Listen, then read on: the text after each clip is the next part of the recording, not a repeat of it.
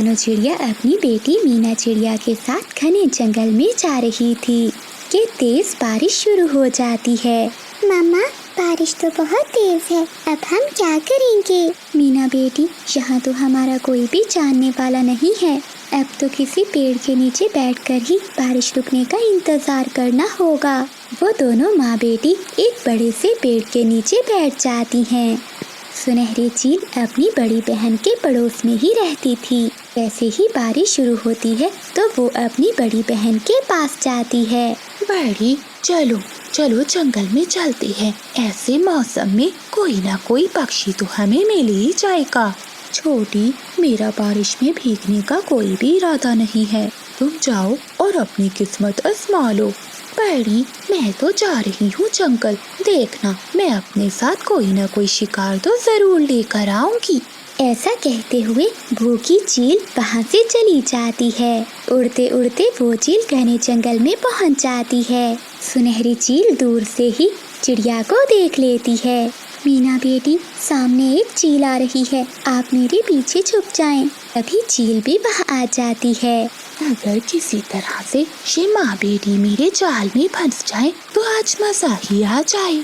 चिड़िया, मुझसे डरने की कोई जरूरत नहीं है। मैं तो चील चाची हूँ। मैं तो जंगल के सभी पक्षियों का बहुत ख्याल रखती हूँ। जो पक्षी भी बारिश में फंस जाते हैं, मैं उसे अपने साथ अपने घर में ले जाती हूँ। लेकिन चील चाची, मैंने सुना है कि आप तो पक्षियों को खा लेती हैं। ये सब झूठ है। मैं तो सब्जियाँ खाती हूँ। मैंने तो अपने जीवन में कभी मांस नहीं खाया। तुम मेरे साथ चलो। जब तक बारिश रुक नहीं जाती तुम मेरे घर में रह सकती हो। मामा चिड़िया थोड़ी देर सोचती है और फिर चील के साथ चली जाती है। तुम दोनों माँ बेटी वहाँ बैठ जाओ और मैं तुम दोनों के लिए खाने का बंदोबस्त करती हूँ। चील चाची, मुझे माफ करना, मैंने आपके बारे में गलत सोचा। आप तो बहुत अच्छी हैं। मैं अपनी पड़ोसन बहन से नमक लेकर आती हूँ। फिर सुनहरी चील अपने घर से निकलती है और वो अपनी बड़ी बहन के पास जाती है। बड़ी बड़ी, जल्दी दरवाजा खोलो, जल्दी दरवाजा खोलो। तभी चील की बड़ी बहन दरवाजा खोलती है। छोटी, अब क्या हुआ? मैंने कहा था ना बड़ी कि मैं किसी शिकार को लेकर आऊंगी। मेरे घर में चिड़िया और उसकी छोटी बेटी है। क्या सच कह रही हो तुम? हाँ बड़ी, और क्या मैं झूठ बोलूंगी? बड़ी चील सुनकर बहुत खुश होती है। शोरबा बनाकर पिएंगे उनका। नहीं, भून कर खाएंगे। ठीक है, तुम जाओ, मैं थोड़ी देर तक आती हूँ। फिर चील अपनी बड़ी बहन को बताकर वापस अपने घर चली जाती है। चिड़िया, मैं तुम दोनों माँ बेटी के लिए खिचड़ी बना रही हूँ। खिचड़ी तो मैं भी बहुत अच्छी बनाती हूँ, लेकिन चील चाची, आपके पास चावल नहीं है। चावल के बिना खिचड़ी कैसे बनेगी? तुम चिंता नहीं करो, चावल मेरी पड़ोसन लेकर आती होगी। चिड़िया मिसाले देखकर और चूल्हे पर हंडिया देखकर डरी हुई थी कि आखिर वो चील क्या करने वाली है। मानो चिड़िया खिड़की में बैठ जाती है और वो सामने पड़ोस के घर से चील को निकलते हुए देख लेती है। दूसरी चील को देखकर तो चिड़िया की जान निकल जाती है। सुनहरी चील रसोई में हंडिया के पास बैठी हुई थी। मीना बेटी, मुझे तो कुछ दाल में काला लग रहा है।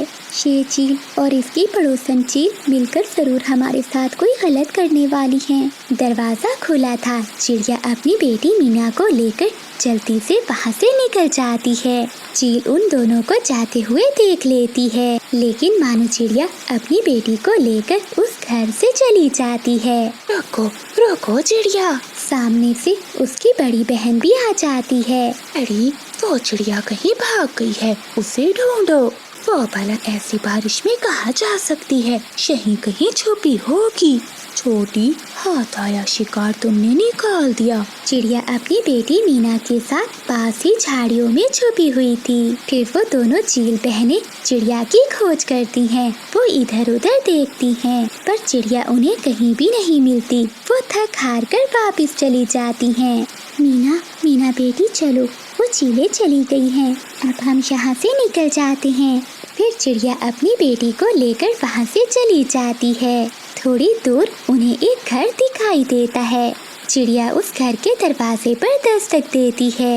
वो घर कौवों का था। कौवा दरवाजा खोलता है।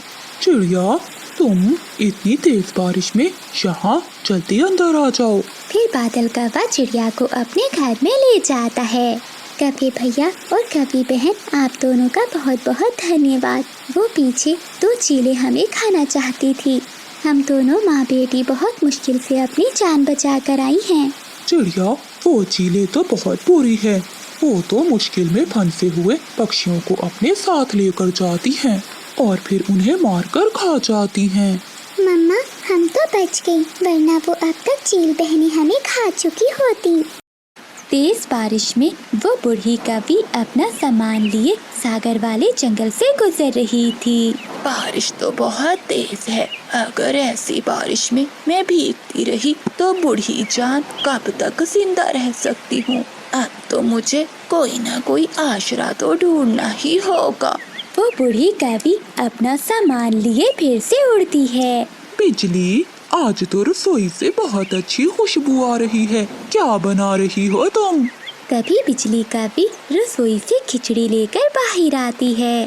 बादल जी, खुशबू कैसे ना आती? बिजली ने पहली बार खिचड़ी जो बनाई है। वाह वाह बिजली, परंतु ये चावल कहाँ से आए? आने कहाँ से थे भला? चीकू तोते के घर से चुरा कर लाई हूँ। आज मेरा ऐसी तेज बारिश में खिचड़ी खाने को बहुत मन कर रहा था। अब जल्दी से खा लो, वरना खिचड़ी ठंडी हो जाएगी। वो दोनों पति पत्नी खिचड़ी खाने लगते हैं तो दरवाजे पर दस्तक होती है। बादल जी, इस समय अब कौन आ गया है? ऐसी तेज बारिश में भी पक्षियों को अपने घरों में आराम नहीं आता। फिर वो दोनों पति पत्नी घर के बाहर आते हैं। कौवों, मेरी मदद करो, बारिश बहुत तेज है। बारिश रुकने तक मुझे अपने घर में आश्रय दे दो। ना बुढ़िया, हमारा घर तो पहले ही बहुत कमजोर है, हम तुझे अपने घर में नहीं रख सकते। बेटी, मैं अपने घर जा ही रही थी कि रास्ते में बारिश शुरू हो गई। अब तो रात भी बहुत हो चुकी है। मेरा घर पहाड़ों के दूसरी दिशा में है। अगर इस समय मैं चली भी गई तो पहाड़ों वाली चीलें मुझे खा जाएंगी। कृपया करो और मुझे आज रात अपने घर में आश्रय दे दो। देख बुढ़िया, अब तो चली जा, हमारे घर में तेरे लिए कोई जगह नहीं है। चलो बादल जी, हमारी खिचड़ी ठंडी हो रही है। ऐसा कहते हुए वो कौवे दरवाजा बंद कर लेते हैं और वो बूढ़ी कौवी बारिश में ही भीगती रहती है। फिर वो बूढ़ी कौवी अपना सामान लिए वहाँ से उड़ती है और उसे एक घर दिखाई देता है। वो वहाँ जाकर दस्तक देती है। कोई है तो मेरी मदद करो, मैं बारिश में भीग रही हूँ। अरे, ये इस समय कौन आ गया है? जरा जाकर देखती हूँ, शायद कोई मुसीबत में हो। फिर चांदनी चिड़िया अपने घर के बाहर आती है। बेटी चिड़िया, मैं बहुत मुश्किल में हूँ। बारिश बहुत तेज है और मैं अपने घर नहीं जा सकती। बस आज रात गुजारने के लिए मुझे अपने घर में आश्रय दे दो। माँ जी, इसमें पूछने वाली कौन सी बात है, आप अंदर आ जाइए। फिर चांदनी चिड़िया बूढ़ी कौवी को अपने घर में ले जाती है। चिड़िया, तुम्हारा बहुत बहुत धन्यवाद जो तुमने मेरी मदद की। नहीं माँ जी, ऐसी कोई बात नहीं, आप ये दाना खा लीजिए, आपको भूख लगी होगी। फिर बूढ़ी कौवी भोजन खा लेती है। फिर वो दोनों सो जाती हैं। अगली सुबह बारिश भी रुक जाती है। चिड़िया बेटी, तुम बहुत अच्छी हो, मैं तुम्हें कुछ देना चाहती हूँ। ये लो, ये सेब का बीज है, तुम इसे अपने आंगन में दबा देना और देखना, बहुत जल्दी बहुत बड़ा सेब का पेड़ लग जाएगा। ऐसा कहते हुए वो बूढ़ी कौवी वहाँ से चली जाती है। फिर चांदनी चिड़िया वो बीज अपने आंगन में बो देती है। अब मैं जल्दी से भोजन ले आती हूँ, कहीं फिर से बारिश न शुरू हो जाए। फिर चांदनी चिड़िया भोजन की खोज में चली जाती है। बिजली कौवी अपने घर के बाहर बैठी हुई थी। वो देखकर हैरान होती है। बादल जी, जल्दी आओ, जरा देखो। बादल कौवा जल्दी से बाहर आता है। क्या हुआ बिजली, क्यों इतनी सुबह सुबह शोर मचा रही हो? सोने भी नहीं देती। वो देखो बादल, चिड़िया के आंगन में कितना बड़ा सेब का पेड़ है और उस पर लाल लाल रंग के सेब भी लगे हुए हैं। बिजली, ये कैसे हो गया? कल तो यहाँ एक पत्ता भी नहीं था और आज ये सेब का पेड़। चलो पास चलकर देखते हैं। फिर बिजली और बादल चिड़िया के सेब के पेड़ के पास जाते हैं और वो कुछ सेब तोड़कर खाने लगते हैं। बिजली, ये सेब तो बहुत मजे का है। बादल, मुझे लगता है कि चिड़िया को इस पेड़ का पता नहीं है, तभी तो वो भोजन लेने गई है। अगर उसे पता होता तो वो भोजन लेने क्यों जाती? हाँ बिजली, तुम ठीक कह रही हो, लेकिन अब हम उस चांदनी को ये पेड़ नहीं लेने देंगे। फिर वो दोनों पति पत्नी उसी पेड़ पर अपना एक घोंसला बना लेते हैं। शाम को चिड़िया जब दाना लेकर वापस आती है तो वो सेब के पेड़ को देखकर बहुत हैरान होती है।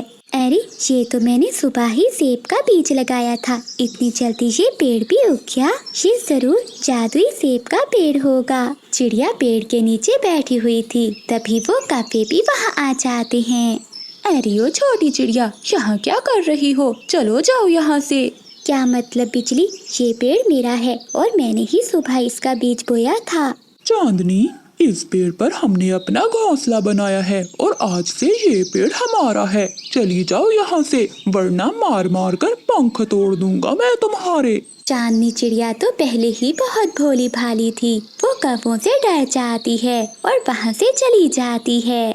ऐसे ही कुछ दिन बीत जाते हैं। एक दिन वो बूढ़ी कौवी फिर से चिड़िया के पास आती है। माँ जी, आप तो वही है ना जो मुझे सेब का बीज देकर गई थी? हाँ बेटी, मैं वही कौवी हूँ, लेकिन बेटी उस पेड़ पर तो कौवे सो रहे हैं। बेटी, वो कोई साधारण बीज नहीं था, वो एक जादुई बीज था। फिर चांदनी चिड़िया सारी बात बूढ़ी कौवी को बता देती है। बेटी, ये कौवे बहुत चालाक हैं, इन्हें सबक सिखाना ही होगा। बेटी, ये लो कुछ बीज, ये तुम अपने आंगन में डुबा देना, फिर देखना उन कौवों को सजा मिल जाएगी। ऐसा कहते हुए वो बूढ़ी कौवी वहाँ से चली जाती है। फिर चांदनी चिड़िया उन बीजों को अपने आंगन में डुबा देती है। थोड़ी देर बाद वहाँ ढेर सारे फलों के पेड़ लग जाते हैं। चिड़िया ये देखकर बहुत खुश होती है, लेकिन बिजली और बादल तो जल रहे थे। बादल जी, ये क्या? चिड़िया के पास तो हर फल के पेड़ उग गए हैं और हमारे पास ये एक सेब का पेड़ ही है। बिजली, अब जंगल के सभी पक्षियों को पता चल गया है कि हमारे पास ये सेब का पेड़ ही है। बादल जी, अगर वो पेड़ हमारे नहीं हो सकते तो हम उन पेड़ों को काट देंगे। हाँ बिजली, ये ठीक है, रात होते ही हम ये पेड़ काट देंगे। ऐसे उस छोटी चिड़िया के पास एक भी पेड़ नहीं बचेगा। रात होते ही कुल्हाड़ी लेकर वो कौवे चिड़िया के फलों के पेड़ों के पास आ जाते हैं। जैसे ही बादल कौवा कुल्हाड़े से पेड़ काटने लगता है तो वो पेड़ की कुछ शाखाएं कौवों को मारने लगती हैं। अरे ये क्या? ये पेड़ तो हमें मार रहे हैं, छोड़ दो, हमें छोड़ दो। हाँ पेड़ जी, हमें छोड़ दो, हम यहाँ से दूर चले जाएंगे, छोड़ दो हमें। किसी तरह से अपनी जान बचाकर वो कौवे वहाँ से भाग जाते हैं। ए बिजली, ये क्या? आज फिर तूने सारा कूड़ा मेरे घर के बाहर फेंक दिया है। हाँ तो तेरे घर के बाहर ही फेंका है, कौन सा घर के अंदर फेंका है जो इतना चिल्ला रही है? एक बार फेंक कर तो देख मेरे घर के अंदर कूड़ा, मैं तेरे पंख न तोड़ दूंगी। ओए प्रिया कौवी, तेरा बहुत हो रहा है, जरा अपनी चोंच बंद कर, वरना मैं तेरी चोंच तोड़ दूंगी। तभी बादल कौवा वहाँ आ जाता है। नहीं बिजली, एक मोहल्ले में दो कौवियाँ एक जैसी चोंच वाली अच्छी नहीं लगेंगी। बादल की बात सुनकर प्रिया जोर जोर से हंसने लगती है। अरे तुम मेरी साइड पर हो या इसके? नहीं नहीं बिजली, मैं तो तुम्हारी साइड पर हूँ, लेकिन तुम लड़ क्यों रही हो? बादल जी, मैं तो इसके पेड़ के सामने कूड़ा फेंका, ये मुझसे लड़ने आ गई। देखिए भाई साहब, हवा चलने पर सारा कूड़ा मेरे घर में आता है। अब आप ही बताइए, इसे ना कहूँ तो और किसे कहूँ? हाँ तो ये पेड़ तेरे बाप का है, तो मैं यहाँ कूड़ा ना फेंकूं। बिजली के इतना बोलते ही प्रिया को गुस्सा आ जाता है और वो दोनों आपस में लड़ने लगती हैं। अरे अरे, ये तुम दोनों क्या कर रही हो? रुक जाओ, रुक जाओ। इस बार तो छोड़ रही हूँ तुम्हें चुड़ैल, लेकिन अगली बार मेरे सामने ना आना, नहीं तो मुझसे बुरा कोई नहीं होगा। अरे तुझसे बुरा तो कोई है भी नहीं डायन। फिर प्रिया कवि अपने घर में चली जाती है और बिजली कवि भी बादल के साथ अपने घर में चली जाती है। अगले दिन बिजली कवि मटका लिए नदी से पानी भरने जाती है। जल्दी जल्दी पानी भर लो, इससे पहले कि वो डायन कवि यहाँ आ जाए। और भी क्या पता, कल जैसे मुझसे लड़ने लग गई थी, आज तुम सबसे भी लड़ने लग जाए। बिजली कवि प्रिया कवि की ये बात सुन लेती है। लगता है प्रिया तुझे कल का सबक याद नहीं है। अरे बिजली, प्रिया ठीक ही तो कह रही है, तुम हर समय तो लड़ती रहती हो। सुन लिया बिजली, तुझे सारा जंगल जानता है तू कितनी लड़ाकू है। बिजली कवि को प्रिया पर बहुत गुस्सा आता है। सभी पक्षियों को प्रिया की ओर देखकर बिजली कवि गुस्से में वहाँ से चली जाती है। लाओ बिजली, जल्दी दो, मुझे बहुत प्यास लगी है। बिजली कवि मटका आगे कर देती है। जैसे ही बादल कव्वा खाली मटका देखता है तो चौंक जाता है। ये क्या, तुम पानी नहीं लाई? फिर बिजली कवि सारी बात बादल को बताती है। सुन लो जी, मैं ये रोज की काय से बहुत तंग आ चुकी हूँ। मुझे नहीं रहना अब इस जंगल में। लेकिन बिजली, हम कहाँ जाएंगे? हमारे पास तो इस घर के अलावा कुछ भी नहीं है। कहीं भी चले जाएंगे, लेकिन अब इस जंगल में नहीं रहेंगे। गलती तो तुम्हारी ही है बिजली, तुम क्यों उन पक्षियों के मुंह लगती हो? पति जी, अब तुम भी मुझे सुनाने लगे। बस अब हम यहाँ नहीं रहेंगे, ये जंगल छोड़कर पास वाले जंगल में चले जाएंगे। ठीक है बिजली, अगर तुम्हें यही ठीक लगता है तो हम आज ही ये जंगल छोड़कर चले जाएंगे। फिर वो पति पत्नी अपना सारा सामान बांधते हैं और दूसरे जंगल के लिए निकल जाते हैं। थोड़ी दूर जाने के बाद बिजली कवि बादल से कहती है, अजय रुकिए, मुझे बहुत प्यास लगी है, जरा पीने के लिए पानी तो लेकर आइए, नहीं तो प्यास के कारण मैं मर जाऊंगी। ठीक है बिजली, तुम इस पेड़ की छांव में बैठो, मैं तुम्हारे लिए पानी लेकर आता हूँ। ठीक है, जल्दी से आइएगा, मेरा तो प्यास के कारण बहुत बुरा हाल हो रहा है। फिर बादल कव्वा बिजली कवि को एक पेड़ के नीचे बिठाकर उसके लिए पानी लेने चला जाता है। काफी समय बीत जाता है, लेकिन बादल पानी लेकर वापस नहीं आता। अरे ये अभी तक पानी क्यों नहीं लेकर आए? मेरा तो प्यास के कारण दम घुटा जा रहा है। मिल गया पानी, जल्दी से पानी भरकर ले जाता हूँ। बिजली मेरा इंतजार कर रही होगी। फिर बादल कव्वा मटके में पानी भरता है और वापस उड़ता है। ए ऊपर वाले, ये क्या हो गया? बिजली, बिजली आंखें खोलो, मैं तुम्हारे बिना एक पल भी नहीं रह सकता। बादल कव्वे ने पानी लाने में बहुत देर कर दी, जिस कारण बिजली कवि मर जाती है। ए ऊपर वाले, मैं तो अपनी पत्नी के साथ नया जीवन जीने दूसरे जंगल जा रहा था, लेकिन तूने उसे अपने पास बुला लिया। कृपा करो, मुझ पर दया करो और मेरी पत्नी को मुझे वापस लौटा दो, मैं उसके बिना नहीं रह सकता। बादल कव्वा अपनी पत्नी के लिए बहुत रो रहा था। तभी तेज हवाएं चलने लगती है। दिन में अंधेरा हो जाता है। तभी एक परी वहाँ आती है। कव्वे, इस दुनिया से सबको जाना है, तेरी पत्नी की सांसें बस यहीं तक थीं। ए परी जी, मैं अपनी पत्नी से बहुत प्यार करता हूँ, कृपया करो मेरी पत्नी को मुझे वापस लौटा दो, वरना मैं भी मर जाऊंगा। देखो कव्वे, मैं तुम्हारी पत्नी के प्राण नहीं लौटा सकती, लेकिन अगर तुम अपने आधे प्राण अपनी पत्नी को दे दो तो तुम्हारी पत्नी जीवित हो जाएगी।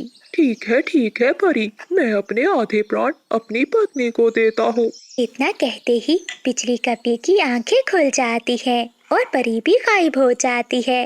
बादल जी, आप पानी ले आए, मुझे बहुत प्यास लग रही थी।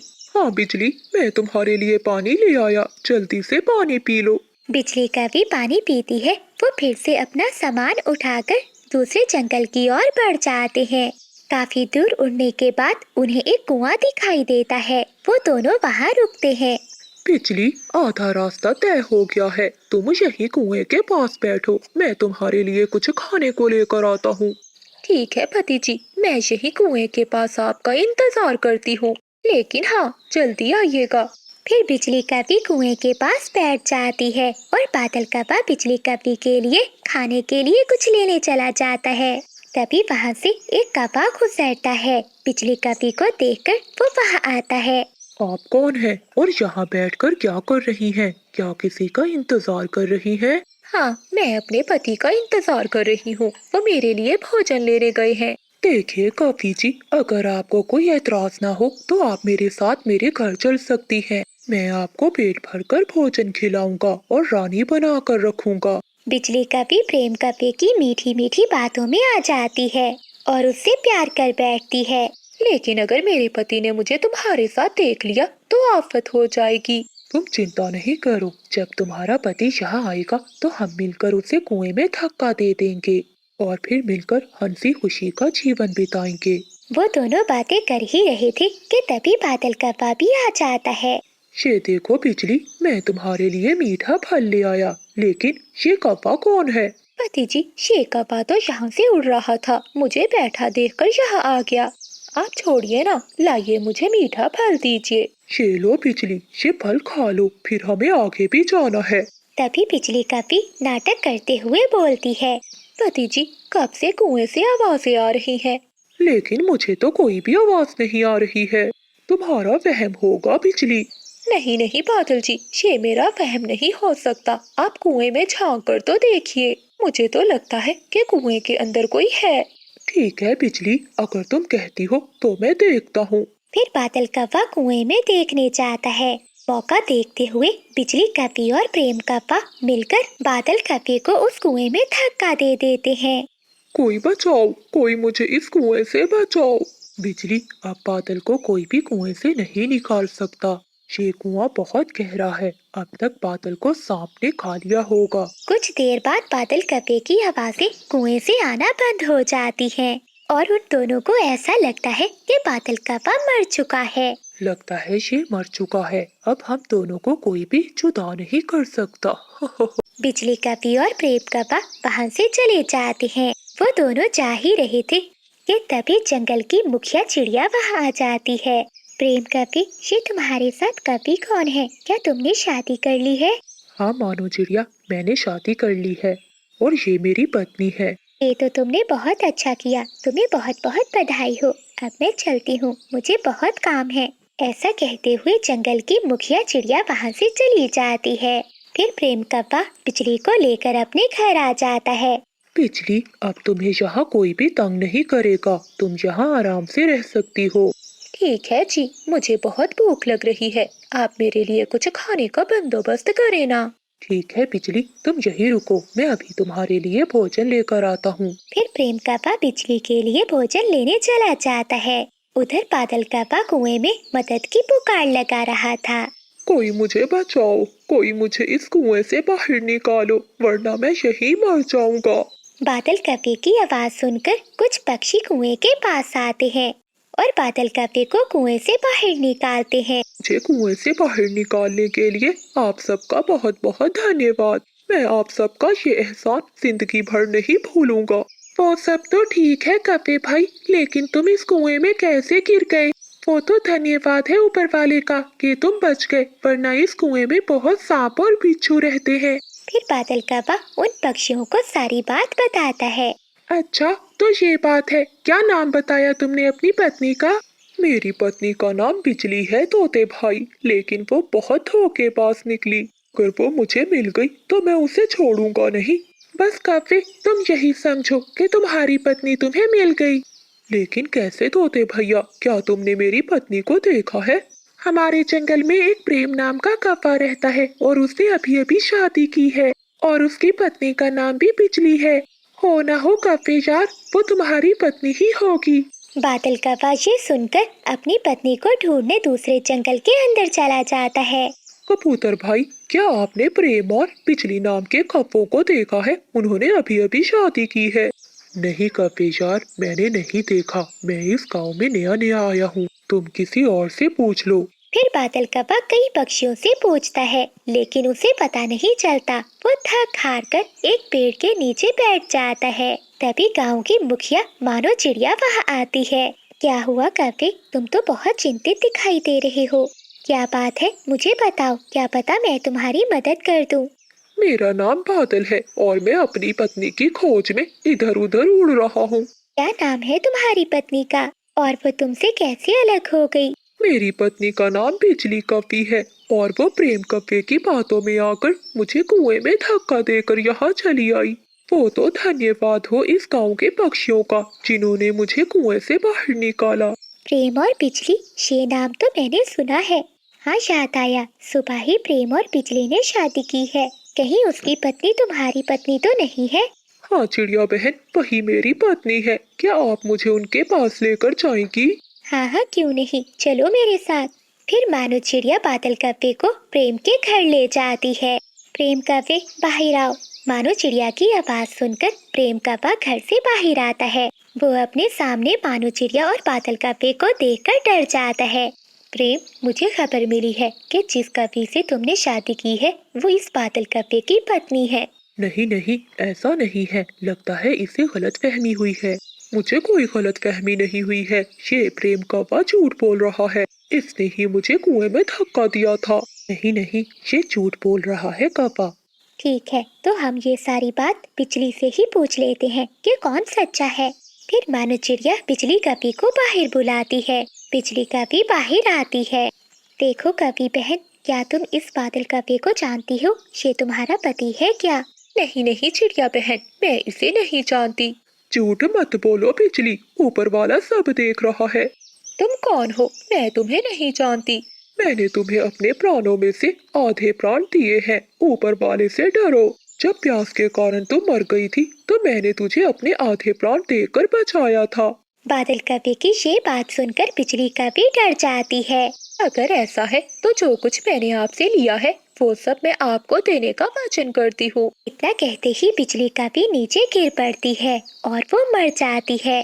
ये देखकर सभी हैरान हो जाते हैं और प्रेम के पैरों तले तो जमीन ही निकल जाती है। ए ऊपर वाले, ये क्या हो गया? अब ये मुखिया चिड़िया मुझे छोड़ेगी नहीं। प्रेम, तुमने हमसे झूठ बोला और बादल कव्वे को कुएं में धक्का भी दिया। इस आरोप पर मैं तुम्हें जेल में बंद करने का हुक्म देती हूँ।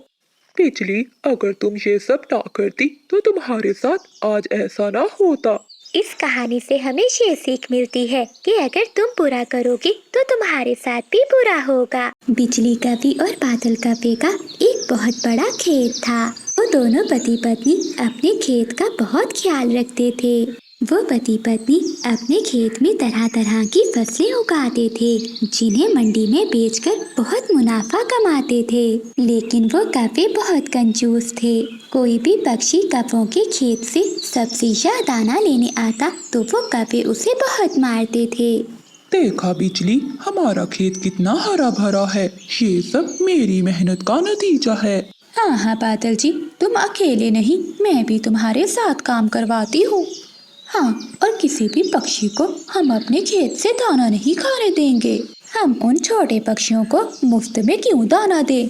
मानो बहन, तुम्हें पता है कि हमारे जंगल में जो कव्वों का खेत है वो बहुत हरा भरा है और उनके खेत में तरह तरह की फसलें भी लगी हुई हैं। हाँ चीकू भैया, तुम ठीक कह रहे हो, लेकिन वो कव्वे बहुत कंजूस हैं। वो कव्वे तो अपने खेत से एक दाना भी नहीं खाने देते।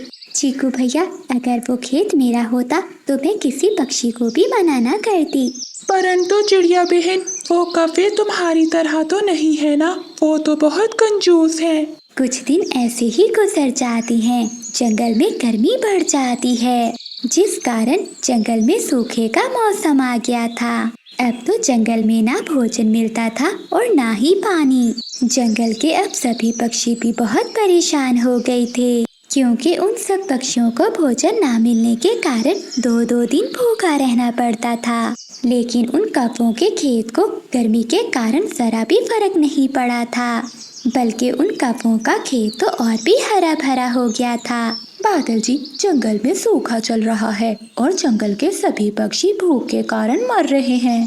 देखो ना, हमारा खेत तो एकदम हरा भरा है। हाँ बिजली, हम दोनों मिलकर अपने खेत की रक्षा जो करते हैं। कुछ भी हो जाए, मैं अपने खेत का एक दाना भी उन पक्षियों को नहीं दूंगा, चाहे वो सभी पक्षी भूख से मर क्यों ना जाए। चिड़िया बहन, मैं 2 दिन से भूखा हूँ। मैंने 2 दिन से कुछ भी नहीं खाया। अगर आज भी मुझे कोई भोजन ना मिला तो मैं भूख के कारण मर जाऊंगा।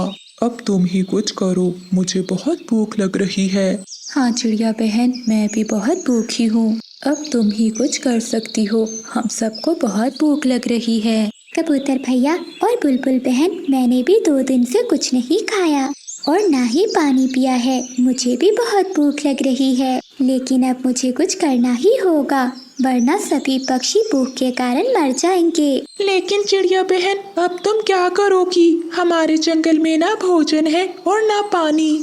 बस अब तो हमारे जंगल में उन कौवों का हरा भरा खेत ही रह गया है। तुम्हें तो पता है कि वो कौवे अपने खेत का एक दाना भी हमें नहीं देंगे। हाँ चीकू भैया, मैं जाती हूँ कौवों के पास और बात करती हूँ। कोशिश करके देख लो मानो बहन, लेकिन मुझे नहीं लगता कि वो कौवे मानेंगे। फिर मानो चिड़िया उन कौवों के खेत में चली जाती है। अरे ओए छोटी चिड़िया, तू हमारे खेत में क्या करने आई है? अगर हमारे खेत से कुछ लेने आई हो तो अभी चली जाओ, क्योंकि हम तुम्हें कुछ भी नहीं देंगे। देखिए बिजली बहन, हमारे जंगल में इस समय बहुत मुश्किल वक्त चल रहा है। जंगल में हर तरफ सूखा ही सूखा है। हम सब पक्षी बहुत परेशान हो गए हैं। हम सब ने तो 2 दिन से कुछ भी नहीं खाया। अगर अब भी हमने कुछ न खाया तो हम सभी पक्षी मर जाएंगे। बिजली बहन और बादल भैया, कृपया करो और हमें थोड़ा भोजन दे दो। वैसे भी कुछ दिनों में तो बारिशें शुरू हो जाएंगी। बारिशों के कारण हमारे जंगल में सूखा भी चला जाएगा। बारिश के बाद तो हमारे जंगल में हर तरफ भोजन ही भोजन होगा। नहीं चिड़िया, तुमने सुना नहीं कि बिजली ने क्या कहा कि हम दोनों तुम्हें अपने खेत से एक दाना भी नहीं देने वाले। अब चली जाओ, वरना मैं और मेरी पत्नी तुम्हें मिलकर मारेंगे। बादल कौवे की ये बात सुनकर चिड़िया उदास होकर वहाँ से चली जाती है। चिड़िया बहन, क्या हुआ? क्या कौवों ने भोजन दिया? हाँ चिड़िया बहन, बताओ, तुम चुप क्यों हो? नहीं दोस्तों, नहीं दिया उन्होंने हमें भोजन। वो कौवे बहुत बुरे हैं। अब तो मुझे पूरा यकीन हो गया है कि वो कौवे कभी भी हमें भोजन नहीं देंगे। मुझे तो पहले ही पता था, वो कौवे बहुत दुष्ट है। दोस्तों, अब तो हमारे पास एक ही हल है कि हम सब ये जंगल छोड़कर अपने साथ वाले जंगल में चले जाएं, क्योंकि उस जंगल में अभी सूखे का मौसम नहीं आया है। अभी तो उस जंगल में हर तरफ भोजन ही भोजन होगा। हम सब पक्षी कुछ समय के लिए उस जंगल में चले जाते हैं। जब हमारे जंगल में सूखे का मौसम खत्म हो जाएगा तो हम सब पक्षी वापस लौट आएंगे। हाँ चिड़िया बहन, ये ठीक रहेगा। ऐसा कहते हुए वो सभी पक्षी दूसरे जंगल की ओर चले जाते हैं। वो सभी पक्षी एक बड़े पेड़ पर अपने घोंसले बनाकर रहने लगते हैं। उस जंगल में भोजन भी था और पानी भी था, इसलिए उन सभी पक्षियों को कोई भी चिंता नहीं थी। कुछ दिन बीत जाते हैं। दूसरी तरफ जंगल में काले काले बादल आ जाते हैं और तेज बारिश शुरू हो जाती है। वो कौवे तो बारिश को देखकर बहुत खुश हो रहे थे। उन्हें तो ऐसे लग रहा था कि इस बारिश के कारण उनकी फसलें और भी बढ़ जाएंगी। जंगल में बारिश रुकने का नाम नहीं ले रही थी। 2 दिन गुजर गए थे, लेकिन बारिश तो पहले से भी ज्यादा हो रही थी। जंगल में हर तरफ पानी ही पानी था और तो और उन कौवों का खेत भी पूरा पानी से भर गया था। वो कौवे अब बहुत परेशान हो गए थे, क्योंकि उस जंगल में तो हर तरफ पानी ही पानी था। बिजली, ये क्या हो गया? हमारे खेत में तो पानी भर गया है। अब तो हमारी सारी फसल खराब हो गई होगी। ये हमारे साथ क्या हो गया है? वो कौवे तो बहुत परेशान